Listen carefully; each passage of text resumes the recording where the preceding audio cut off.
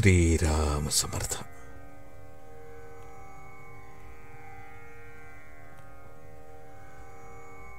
वेदाप्रमाणे नामही अनादि, अनंत, अपौरुषेय. शास्त्रामध्ये असे सांगून ठेवले आहे की कृतयुगामध्ये ध्यानाने, त्रेतायुगामध्ये हवनाने आणि द्वापार युगामध्ये देवतार्चनाने भगवंताची प्राप्ती होते. परंतु कलियुगामध्ये त्यापैकी काहीच साध्य होणे शक्य नसल्याने भगवंताचे केवळ नाम घेतले असता मनुष्याला त्याचे दर्शन घडते. शास्त्राच्या या सिद्धांताचा संतांनी स्वतः अनुभव घेतला आणि लोकांना सांगितले की 3.5 कोटी जप केला असता चित्तशुद्धी होते आणि 13 कोटी जप केला असता भगवंताचे दर्शन होते.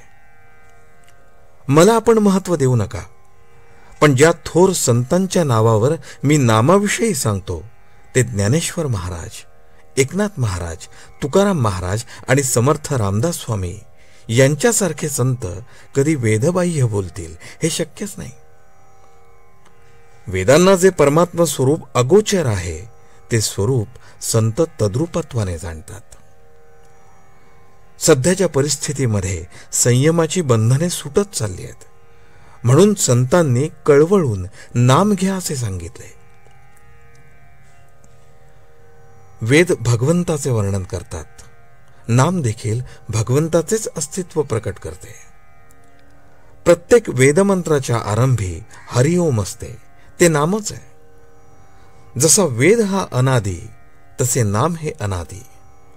जसा वेद हा अपौरुषेय तसे नाम हे अपौरुषेय. जसा वेद हा अनंत तसे नाम हे अनंत आहे. प्रत्यक्ष शिवाने नाम घेतले म्हणून ते अनादि साधन आहे. इतर साधनांना आणि वैदिक कर्मांना आहार विहारांची बंधने आहेत, भगवंताच्या नामाला ती नाहीत. नाम हे आगंतुक नाही. आदिनारायणाने वेद सांगण्याच्या वेळी जो ओमचा ध्वनी केला तेच नाम होय. म्हणून सर्वांना माझी विनंती आहे की आपण नाम घेत जावे. किंबहुना आपण नाम घेतले तरच वेदांचा खरा अर्थ आपल्याला कळेल अशी माझी खात्री आहे. वेद म्हणजे भगवंताची स्तुती होय. ती करत असताना म्हणजे वेद म्हणत असताना आपले लक्ष शब्दांकडे नसावे, त्यांच्या अर्थाकडे असावे. अर्थ न समजला तरी लक्ष भगवंताकडे असावे. आपण नेमके तेवढेच विसरतो.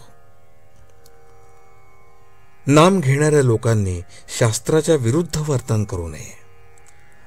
आपल्याला शक्य आहे तितके वैदिक कर्म करावे, परंतु चित्तशुद्धी होण्यासाठी त्यावर पूर्णपणे विसंबून न राहता त्या कर्माच्या जोडीला भगवंताचे नाम घ्यावे. भगवंताला लबाडी खपत नाही. आपले मन स्वच्छ नसेल तर भगवंत हात आखडता घेतो, पण खरी अनन्यता असेल तर पोटभर पुरवतो. इतक्या तन्मयतेने नाम घ्या की मी नाम घेतो आहे हे सुद्धा विसरून जा. आजचे बोधवचन. इतर साधनांनी लवकर साधल्यासारखे वाटेल, पण ते तात्पुरते असते. नामाने थोडा उशीर लागेल, पण जे साधेल ते कायमचे साधेल, कारण नामाने मुळापासून सुधारणा होते. जानकी जीवन स्मरण. जय जय राम.